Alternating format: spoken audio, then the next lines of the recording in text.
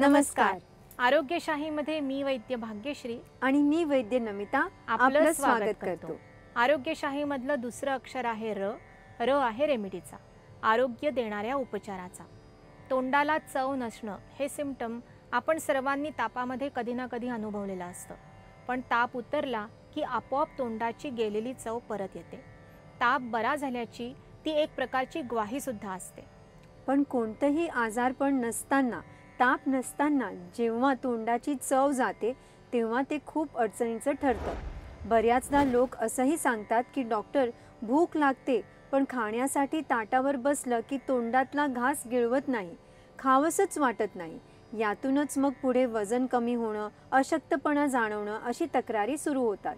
आयुर्वेदानुसार शरीरस्थ अग्नी मंदावल्यामुळे, आमदोष वाढल्यामुळे, जिभेतील बोधक कफातील बिघाडामुळे तोंडाची चव कमी होत असते.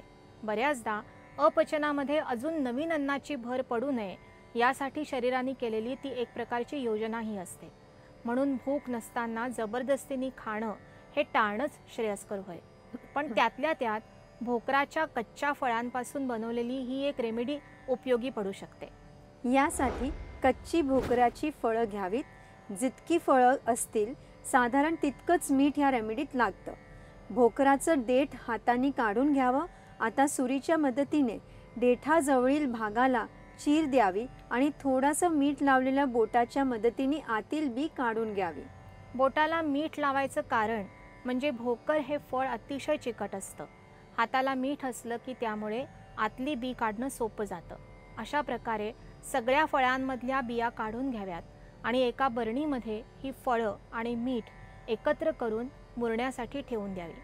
साधारण 1 महिन्यानंतर फळं छान मुरल्याची खात्री करून घेतली की तयार झाली आपली खारवलेल्या भोकराची रेमेडी तयार.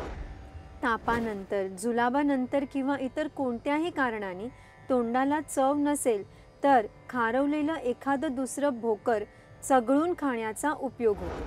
आयुर्वेदानुसार खारवलेली भोकरं त्रिदोष शामक असतात आणि त्यामुळे कोणत्याही आजारात खाता येतात.